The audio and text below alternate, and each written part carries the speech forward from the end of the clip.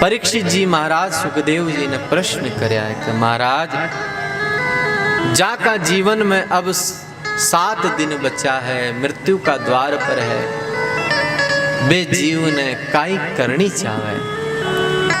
जद सुखदेव जी प्रश्न रो उत्तर दे रही है, भाई ध्यान से सुनजो, ये उत्तर न ते ध्यान से सुनो न तो थाना भागवत समझ में आ जाए।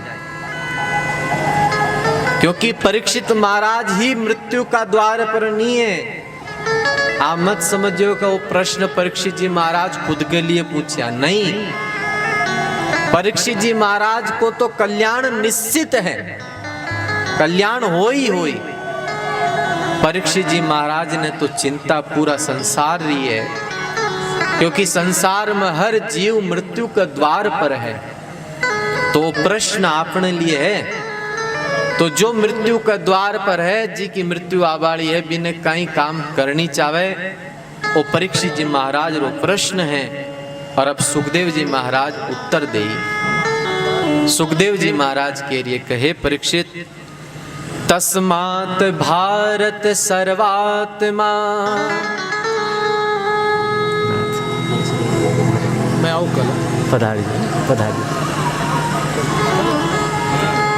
तस्मात् भारत सर्वात्मा, भगवान ईश्वरो हरि, श्रोतव्यः कीर्तितव्यश्च, स्मर्तव्य इच्छतां भयम्। हे परीक्षित जी, आपरो प्रश्न है कि जो मृत्यु के द्वार पर है, बिना काई करनी चाहे, तो मैं आपने बता रही, जो मृत्यु के द्वार पर है, बिना 3 काम करनी चाहे। और वे 3 काम किसा है? तो पहलो काम है कभी न भगवान री कथा सुननी चाहे। ध्यान से सुनजो भाई, आपने लिए सबसे पहलो काम का आपा न भगवान री कथा सुननी चाहे। जो भगवान री कथा सुनी, बिको हृदय साफ होए, बिको मन साफ होए, तो पहलो काम का भगवान री कथा आपा सुना। दूसरो काम का जो मृत्यु का द्वार पर है, बिन भगवान को कीर्तन गानी चावे, नाम जपनी चावे। देखो, कोई घुमा फिरार बात नहीं बता रही हूं। भगवान ने पाबा को सरल सीधो मार्ग संता का जो वचन है, बे मैं आपने बता रही हूं कि भगवान ने पाबा का 3 साधन है। पहलो साधन है कि ते भगवान की कथा सुनो। दूसरो साधन है कि ते भगवान रो नाम जप करो। और तीसरो साधन है भाई कि ते भगवान ने खूब याद करो, खूब भगवान ने याद करो। ये 3 काम अगर आप करो तो आपने भगवान जरूर मिली। सुखदेव जी महाराज कहवे जरूर मिली भाई, जरूर मिली। और ये 3 कामा में कोई आपनो खर्चो को नहीं है कि खर्चो।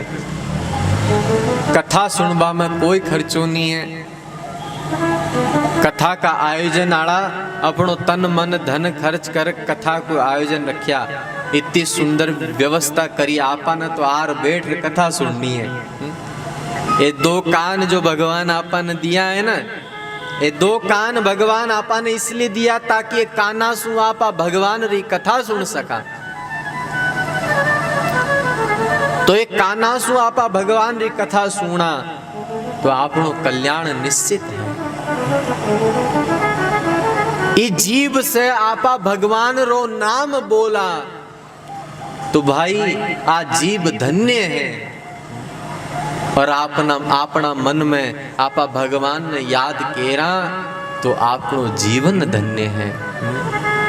सुखदेव जी कहवे भगवान आपा न मनुष्य शरीर सिर्फ संसार का भोग भोगवान नहीं दिया है।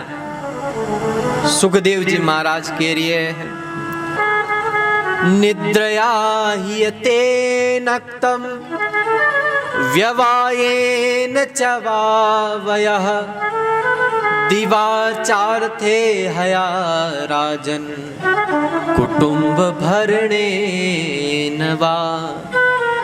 परीक्षित जी महाराज, इस दुनिया में घना ही लोग हैं जो मनुष्य शरीर न जानवरा की तरह बिता रही है।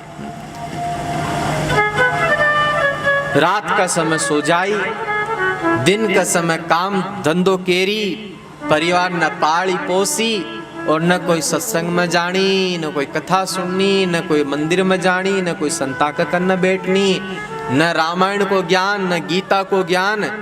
और संत महात्मा कृपा कर अगर केवे का भाई राम राम भजो तो क्या भाई माना तो जेर खबा की फुर्सत नहीं, तब व्यस्त था मैं तो। और लोग केवे का माना तो फुर्सत ही नहीं है, फुर्सत नहीं है। और घना लोग तो कोई साधु महात्मा केवे नहीं कभी राम राम भजा करो तो अपना घर का छोटा छोटा टाबरा ने दिखा दे कि महाराज यहाँ फुर्सत उन मिल रही। माँ का तो यही है गोपाल जी, मैं तो यहाँ ने ठीक ढंग से पाल लिया हो माँ को भजन। तो देखो भाई, मजाक मस्ती दुनिया में तो चाल जावे, राम जी का बट्टे नहीं चालिया करे। राम जी का बट्टे तो हर चीज को लेको जो को होई, एक एक श्वास को लेको जो को होई कि भाई थाने सुंदर मनुष्य शरीर दिया। राम जी सुंदर मनुष्य शरीर दिया और आपा मनुष्य शरीर रो उपयोग कुछ नहीं करया, बस संसार की फालतू बाता में आपा अपनो शरीर बिता दिया।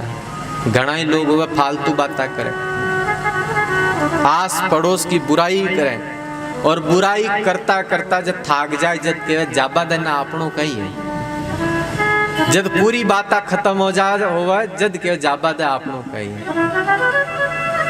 अरे भाई, ये जीव रो उपयोग भगवान का नाम में करो, काना रो उपयोग भगवान री कथा सुनबा में करो, अपना पग जो है ये को उपयोग भगवान रा मंदिर में आवा में करो, तीर्थ यात्रा में करो। ये हाथारो उपयोग आप दान देबा में करो, ई माथारो उपयोग भगवान रा चरणा में माथो झुकाओ, ई में माथारो उपयोग है। आख्यारो उपयोग शास्त्र पढ़ो, भगवान रा मंदिर में आर भगवान ने देखो, संतान देखो। यान इस शरीरो सदुपयोग करो और नी केरो तो संत महात्मा के भाई था को जन्म तो जानवर की तरह है, पशु की तरह है।